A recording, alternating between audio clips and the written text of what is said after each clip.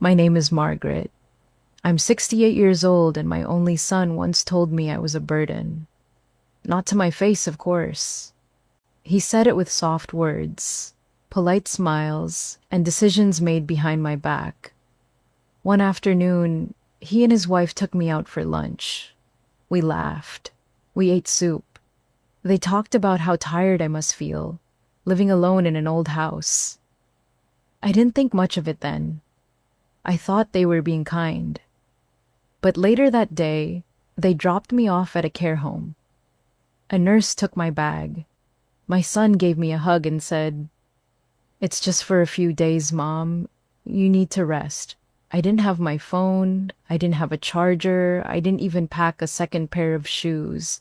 And then they left.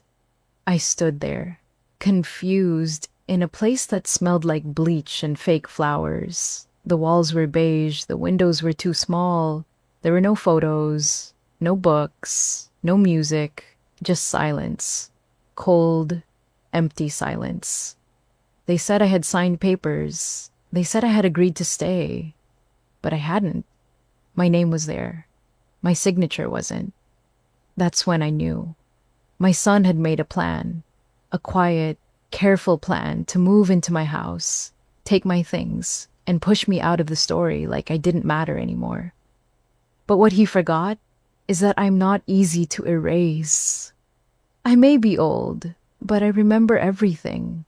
And I had time. Time to think. Time to plan. Time to remind him exactly who raised him. I didn't always live alone. The house used to be full of voices, footsteps, the smell of toast in the morning. My husband, Frank, built that house brick by brick before we got married. It wasn't big, but it had character. The hallway arched like a smile, and sunlight came through the front window like warm honey. Frank passed away when Ethan, our son, was only 11. I remember the day clearly. Rain on the window. A silence too big for our little house. After that, it was just me and Ethan. I became everything. Mother, father, caretaker, teacher, protector. I made his lunches and mended his school shirts. I worked 2 jobs for nearly 10 years. When money was tight, I went without. I skipped dinners so he could have full lunches. I pawned my wedding ring to buy him a suit for his high school graduation. He looked so handsome that day. I told him he looked like a man. He smiled like one too. I didn't ask for thanks. I just wanted to see him happy. When Ethan went off to college, I cried for a week straight.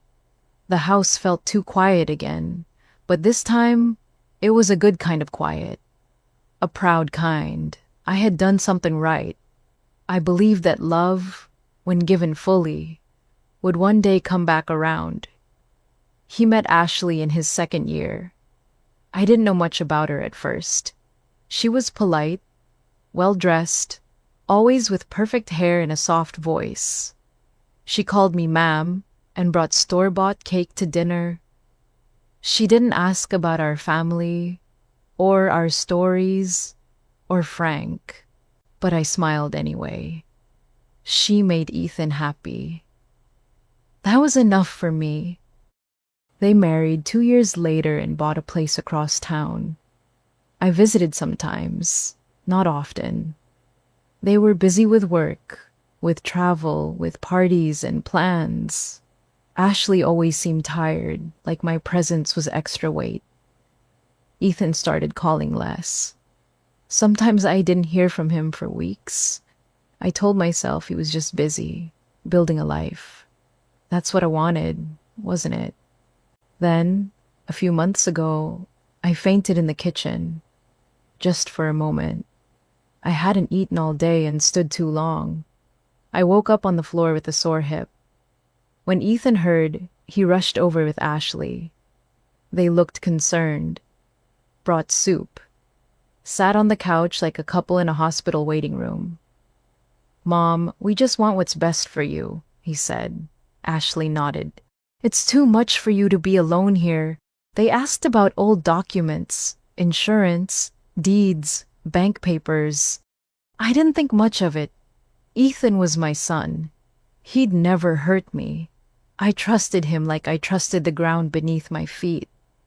Over the next few days, they kept coming by, checking the locks, asking who had spare keys, suggesting I take it easy, let them handle things. Ashley brought over frozen meals and set them up in my freezer. I noticed the locks had been changed, but when I asked, she smiled and said it was for my safety. Then came the lunch invitation. "Just the three of us," Ethan said. "You need a break." I didn't wear my good shoes. I didn't pack a bag. I thought we were going for soup again. We drove to a quiet place just outside town. A long driveway, a brick building with low windows. Ethan pulled into the lot and turned off the engine. "Just for a few days, Mom," he said. "We're worried." I felt cold inside, like I'd swallowed ice. A nurse came out with a clipboard. She smiled, but it didn't reach her eyes. Ashley hugged me. Her lip gloss was cold on my cheek. Ethan squeezed my hand. "You'll thank us later," he whispered. And just like that, they were gone. I stood on the sidewalk, holding my purse with both hands like it was the only thing I owned. My name was already on the door. I didn't cry. Not then. I just walked inside. I didn't know it yet, but that was the day my son stopped being my son. The room they gave me was small. Beige walls. A single bed I didn't choose. A wooden dresser, no family photos, no calendar, no books. Just a clock on the wall that ticked too loud at night. The nurse smiled kindly when she showed me in, but her kindness felt like it came from habit, not heart. I asked for a phone to call Ethan. She said I'd have to wait until visiting hours. I said he just left. She looked confused. Then she handed me a paper. My name was printed neatly across the top, next to boxes I didn't check and a signature that looked too perfect to be real. Medical consent, residential admission, observation status. He had signed me in like I was a stranger needing care, like I wasn't his mother, like I wasn't still alive. I sat on the bed with my hands folded in my lap, the same way I used to sit in church. I stared at the floor and tried not to shake, but I shook anyway. I thought about calling out. Screaming, maybe. But something inside me said no.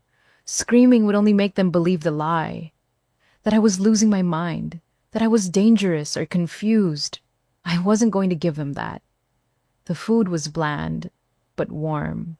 The nurses were polite, but distant. I saw others in the hallway. Some in wheelchairs, some staring at nothing, some yelling at shadows. I didn't belong there, but no one asked if I did. 3 days passed. I didn't hear from Ethan, not a single call, not even a message. On the 4th day, I was allowed to use the facility phone. I dialed his number, straight to voicemail. I tried again. Still nothing. Then I called Ashley. She picked up once. I heard her voice say, "Hello?" Then silence. Then she hung up. When I called again, I was blocked. I sat in the chair by the window, staring at the courtyard outside. A bird landed on the fence for a moment. Then it flew away. I watched the sun fall across the floor in stripes, through the blinds, and wondered how it had come to this. How a woman who gave everything could be locked away like a forgotten suitcase. That night, I didn't sleep. I lay on top of the covers and counted the ceiling tiles. I thought about Frank, about our little house, about the rose bush we planted the year Ethan was born. I thought about the sound of his little feet running through the kitchen. I thought about every small kindness I gave him and how none of it seemed to matter anymore. But then, something inside me shifted. I remembered who I was. I didn't survive cancer, widowhood, and raising a son alone just to end my story like this. I was not confused. I was not weak. I was not finished. The next morning, I asked the night nurse if I could have a notebook. I told her I liked to write. She smiled and said she'd bring me one from the activity room. It was small, spiral-bound, with a blue cover. I held it like it was gold. I started writing everything I remembered. Bank accounts, dates, phone numbers, old friends, property deeds, lawyer names. I didn't write poetry, I didn't write prayers, I wrote plans. I remembered Helen Pierce, the lawyer who helped me update my will years ago after Frank died. We hadn't spoken in a long time, but she never removed me from her client list. That afternoon, I used my one phone call to leave her a message. "Hello, Helen. This is Margaret Ellis. I believe my son has committed fraud using my name and placed me in a care facility without my consent. I still have access to my legal documents. Please call me." I didn't expect a fast reply, but the next day, just before lunch, the nurse said I had a visitor. Helen walked in like a storm, neatly dressed, briefcase in one hand, fire in her eyes. She looked at me for a long second, then said, "You're not staying here another day, and if they make this hard, we sue them too." I could have cried, but I didn't. I nodded once, calm as ever. We sat together in that room, surrounded by beige walls and ticking clocks, and I told her everything. What Ethan had done, what Ashley had said, the papers, the phone calls, the silence, all of it. She didn't interrupt. She just listened. And then she said, "We start now." We called the bank. We filed a motion to revoke the forged documents. We demanded a medical evaluation. The doctor, to his credit, told Helen that I showed no signs of dementia. None at all. That went in writing. And finally, we froze the account Ethan was using to pay for his house. A house I still legally owned. That night, I sat in my chair again, but this time, I smiled. Because the story wasn't ending here. It was just beginning. I left the care home on a Wednesday afternoon. No goodbyes, no warm send-off, just a paper bag of my clothes and a quiet walk out the front door. Helen walked beside me. Her briefcase bumped gently against her leg with every step, like it had a purpose too. The sun felt different that day. Warmer, brighter, like it knew I had survived something I wasn't supposed to. We didn't go back to my house. I didn't want to walk into a place where my name had been erased. Helen booked us into a private suite at an extended stay hotel. She said, "Let's get you settled, then we work." That evening, we spread papers across the small table. Bank statements, old deeds, phone records, signatures. Helen's voice was calm, but firm. "Your son forged your name. He misused your finances. That's elder fraud. You have every right to press charges." I looked at her and said, "I don't want to destroy him. I just want him to remember who he underestimated." She nodded. "Then we take everything back." Quietly. The next few days were full of phone calls, signatures, court motions, and one very important decision. I didn't want the house back. I wanted a new chapter. So, we filed a petition to force the sale of the property. Ethan had no legal claim to it, and I had never given him permission to live there. If he refused to leave, we would go to court. The house was still in my name, and that meant I had the final word. That weekend, I got a call from a real estate agent. She had a young couple interested in the house. Newly married, first-time buyers. They came to see it on a Sunday morning. I didn't go. But Helen did. Later, she told me they loved it. Loved the garden. Loved the arched hallway. Loved the soul of the place. They're offering full cash, Helen said. You want it? I nodded. Let them have it. It needs new love. The sale went through in less than 2 weeks. Ethan didn't say a word, but Ashley did. She sent me a message. You're destroying our lives. I looked at the screen for a moment, then typed one sentence. No, I'm returning what you stole. And then I blocked her. With the money wired into my account, I made my next move. I didn't buy a condo in the city. I didn't move far away. I bought the house next door. Yes, the one right beside the house I had just sold. It was smaller, 1 floor, clean, bright windows, a quiet garden in the back, and the kitchen faced the same street where Ethan now lived, just a few steps away, but a world apart. Helen did the paperwork. I signed with a steady hand. I call this peaceful warfare, she joked. I call it home, I said. The first day I moved in, I wore my favorite blue dress and sat on the porch with a cup of sweet tea. The air was cool, the breeze soft. I felt like myself again. Ethan stepped outside with a trash bag in one hand and his phone in the other. He froze when he saw me. His face went pale. He turned around and went right back inside. I didn't move. I just took another sip of tea. Over the next few days, I saw Ashley less and less.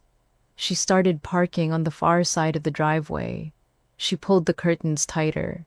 She left early and came home late. One morning, I watched her drive off with a suitcase in the back seat. She didn't come back. I didn't gloat. I didn't celebrate.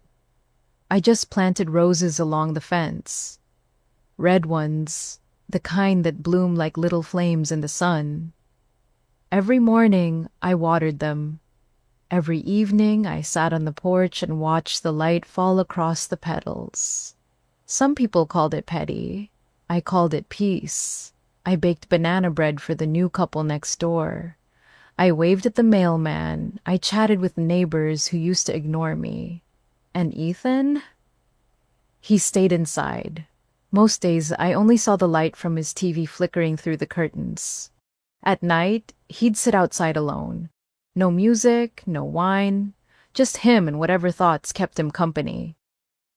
One afternoon, my grandson, Liam, came walking down the sidewalk. Backpack over one shoulder, sneakers untied. He stopped at my gate and said, "Grandma, can I sit with you a while?" I smiled. "Of course, baby. Always." We sat together, sipping tea, watching the street. He looked at me and said, "They told me you were confused. But you're not." "No," I said softly. "I never was." And in that moment, I knew I had won. Not just the legal case, not just the house. I had won something deeper. Something Ethan would never touch again. My dignity. Liam started coming over more often after that day on the porch. He said the house felt calmer. He liked the quiet, the warmth, the way I always had something cooking in the kitchen. He helped me with the garden. We planted tomatoes, green beans, and a row of bright marigolds along the path. I taught him how to mix soil and how to check the roots. He called our little garden the Peace Patch. Sometimes he stayed for dinner, sometimes for the weekend. I didn't ask too many questions about his home. I already knew the answers.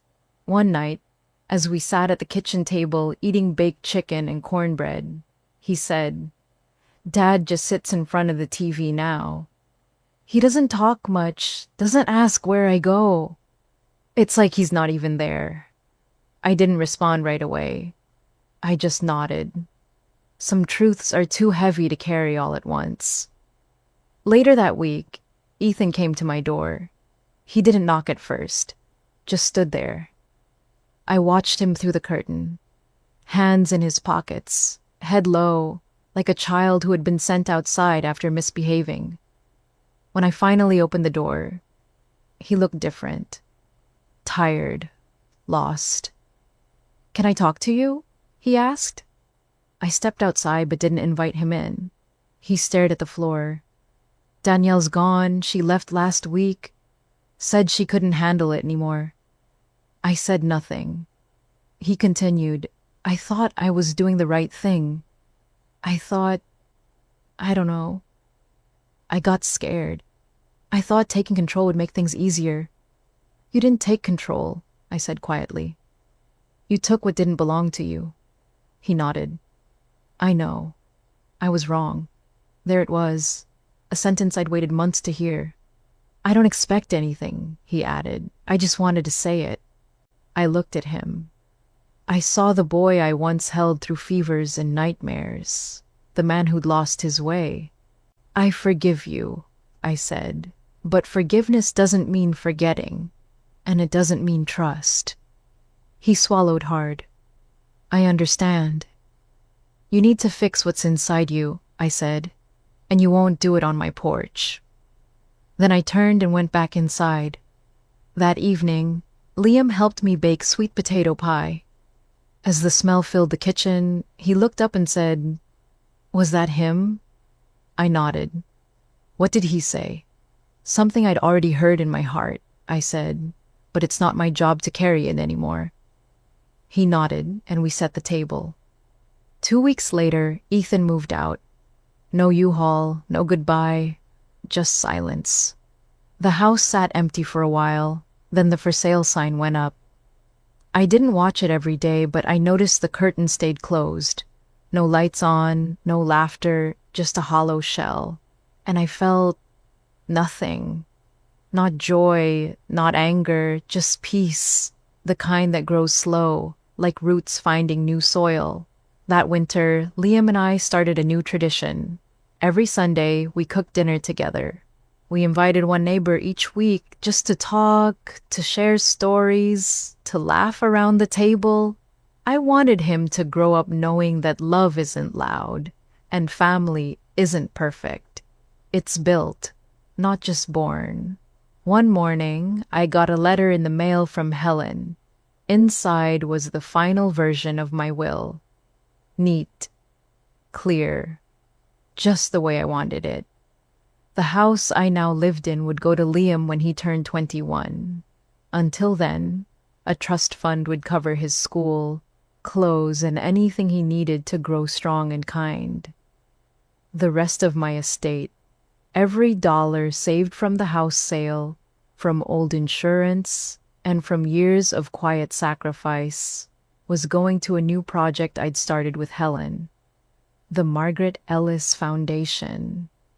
It would help older women who had been pushed aside, women whose children called them burdens, women who needed someone to remind them that they still mattered. I made the first donation myself, $50,000. Liam helped me deliver the check to the community center.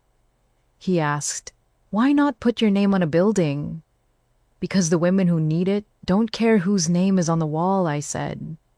"They just need the door to be open." That Sunday, the church asked me to speak at their elder care event. I stood in front of a room full of women, most of them older than me, all of them carrying stories like mine. "They will call you weak," I said. "They will call you a burden. But let me tell you, there is power in knowing who you are, and there is peace in taking your life back." Some clapped, a few cried. One woman hugged me so tightly, I thought my heart would break open again. But it didn't. It just got stronger. That night, I sat by the window, sipping tea while Liam cleaned the dishes. The garden was sleeping under the winter frost, but I could already see spring in my mind. He looked up from the sink and said, "You're not a burden, Grandma." I smiled. "I know, baby. I know that now." The roses in the garden started to bloom again, bright reds and soft pinks. The marigolds opened like small suns along the fence. Liam called it our second season. He said the garden looked stronger than last year. I said, so do we. Ethan didn't return. After the house sold, the new owners moved in quickly. A young couple, teachers. They waved from the porch one morning, and I waved back. I baked them a pie the next weekend. They said the house felt warm, like it had a memory inside it. I smiled, but didn't say much. Some stories are best left in the soil. Liam was doing better in school. His teacher said he was focused, kind, curious. He started a youth gardening club at church. They met twice a month. He showed the other kids how to plant tomatoes, how to check the leaves for bugs, how to care for something small until it grows into something strong. One evening, he came in from the backyard and said, I think we should add lavender next season. I laughed. Lavender gives me headaches. He grinned. Then we'll plant it out front, where it won't bother you. He was growing in the right direction. That summer, I was invited back to the community center to speak again. This time, for a panel on elder justice. I sat beside two other women who had faced similar betrayals. One was tricked into signing away her pension. The other had her name removed from her own home. We shared our stories, not to stay angry, but to stay awake. After the event, a woman approached me. She was in her 70s, wore a dark green coat, and held her purse tightly against her chest. You said you forgave your son, she said. Did he ever come back? I looked at her. Her eyes were full of something heavy. Maybe regret, maybe hope. No, I said gently. And I didn't ask him to. She nodded. I still wait for my daughter's call every Sunday. It never comes. I reached out and held her hand. That's not your failure. It's hers. She smiled through tears. Thank you. That night, I wrote a letter to myself. I hadn't done that in years, not since Frank died. I wrote about the pain, yes, but mostly I wrote about the peace that came after. The garden, the porch, the sound of Liam's laughter in the kitchen. I ended the letter with one line. You were never a burden. You were the root that held everything together. I folded the paper and placed it in the notebook, the same one I had started in that care home, the one filled with account numbers, names, and plans. Now, it held closure too. One morning in early fall, Liam found the notebook on the table. What's this? He asked. My story, I said, all of it. He flipped through the pages slowly, reading lines, names, and notes I had written with shaky hands but a strong mind. Can I keep it one day? Of course, I said. It's yours now. A week later, we received a letter from a school Liam wanted to attend. It was a small boarding school with a garden program and a strong writing department. He had been accepted. He looked nervous when he told me. I smiled and said, Go, grow, and write it all down. He hugged me longer than usual that night. Didn't say much, just held on. And when he left for school the following month, I stood on the porch, waving with a smile, and a heart that didn't feel broken, just full. The days after that were quiet, but not lonely. I still went to the market, still baked, still watered the roses. I started painting again. Small canvases, colors that made me feel calm. Sage green, soft blue, gold. And once a week, I opened my mailbox and found a letter from Liam. Sometimes he wrote about the garden, sometimes about a class, sometimes he just wrote, I miss you. One day, I opened a letter and found a photo inside. It was him standing in front of a small greenhouse. His note read, Planted the lavender in the front, just like you said. I laughed. I cried. I sat on the porch and let the breeze carry it all. The memories, the pain, the joy, the stillness. That evening, I made tea, pulled a blanket over my knees, and watched the light fall across the marigolds. The house next door was quiet now. No shouting, no footsteps, just wind through the trees and the soft buzz of summer. I closed my eyes and breathed in deep. Not because I was tired, but because I was finally, completely free.